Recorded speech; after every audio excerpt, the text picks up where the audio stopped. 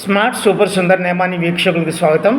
ఈరోజు నేను మీతో మాట్లాడబోయే అంశం పాఠశాలల్లో విద్యార్థి సంఘ ఎన్నికలు అనే అంశం మీద మీతో మాట్లాడుతున్నాను.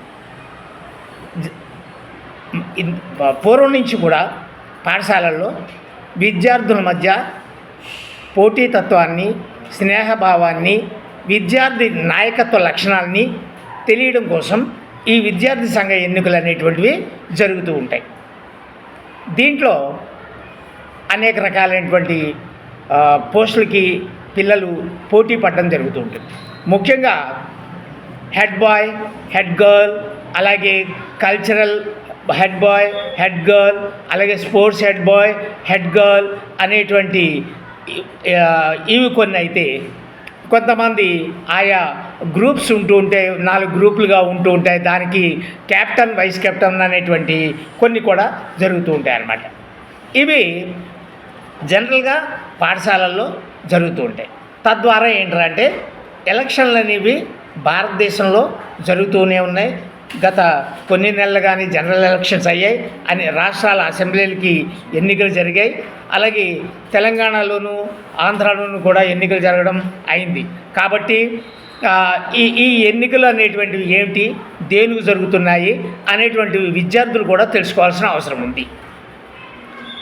ముఖ్యంగా ఈ పాఠశాలల్లో జరిగేటువంటి ఎన్నికలకి వీళ్ళు కూడా నామినేషన్ వేయడం, ఆ తర్వాత వాళ్ళు ఆ క్లాసులకి తిరిగి క్యాంపెయిన్ చేసుకోవడం, నేనంటూ ఈ స్పోర్ట్ సెక్రటరీగా, నేను ఈ కల్చరల్ సెక్రటరీగా ఎన్నికైతే నేను ఇవి మీకు చేయాలి అనుకుంటున్నాను అనేటువంటి విషయాలని వాళ్ళు పిల్లల దగ్గరికి వెళ్ళి చెప్పడం జరుగుతూ ఉంటుందన్నమాట. తద్వారా అన్నమాట ముఖ్యంగా దీనికి కొంతమంది పోటీ పడితే కొంతమంది అసలు దీని గురించి పెద్దగా పట్టించుకోరు.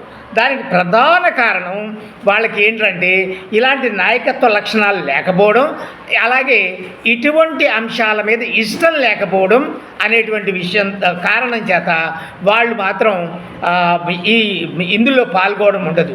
వాళ్ళు ఓటు వేస్తారే కానీ దేనికి కూడా వాళ్ళు కాంటెస్ట్ చెయ్యాలన్నమాట. దీనివల్ల ఈ విద్యార్థి సంఘ ఎన్నికలయ్యి హెడ్ బాయ్, హెడ్ గర్ల్ ఇలాంటివన్నిటినీ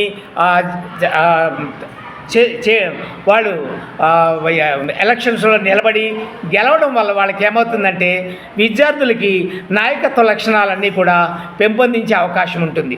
ఎందుకంటే చాలామంది పిల్లల్లో లీడర్షిప్ క్వాలిటీస్ ఉంటూ ఉంటాయి, నాయకత్వ లక్షణాలు ఉంటాయి. ఈ నాయకత్వ లక్షణాలు బయటకు రావాలి అంటే వాళ్ళకి ఇలాంటి యాక్టివిటీస్ ఏమన్నా ఉండడం అనేటువంటివి ఉండాలన్నమాట.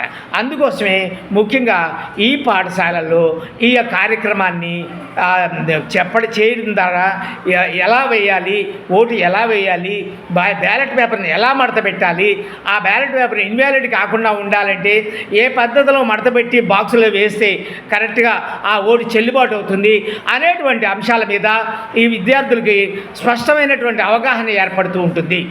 కాబట్టి విద్యార్థుల సంఘ ఎన్నికలు అనేటువంటివి సర్వసాధారణం, ప్రతి పాఠశాలలోనూ జరుగుతూ ఉంటాయి అన్నమాట. ఈ విద్యార్థి సంఘ ఎన్నికలు రానున్న భవిష్యత్తులో వీళ్ళు మేబీ కాలేజీకి వెళ్ళినప్పటికీ, లేదా ఇంకా తర్వాత ఒక యూనివర్సిటీలో అది ఉన్నప్పుడు, లేదా పెద్ద పెద్ద విద్యార్థి సంఘ నాయకులుగా కూడా ఎదగడం జరుగుతూ ఉంటుంది. బయట మనం చూస్తూ ఉంటాం, యూనివర్సిటీల్లోనూ వాటిలోనూ కూడా విద్యార్థి సంఘ ఎన్నికలు జరుగుతున్నప్పుడు వాళ్ళు ఏబీవీపీ లీడర్స్ అని, ఏఐఎస్ఎఫ్ లీడర్స్ అని వాళ్ళు ఎన్నికవుతూ ఉంటారనమాట.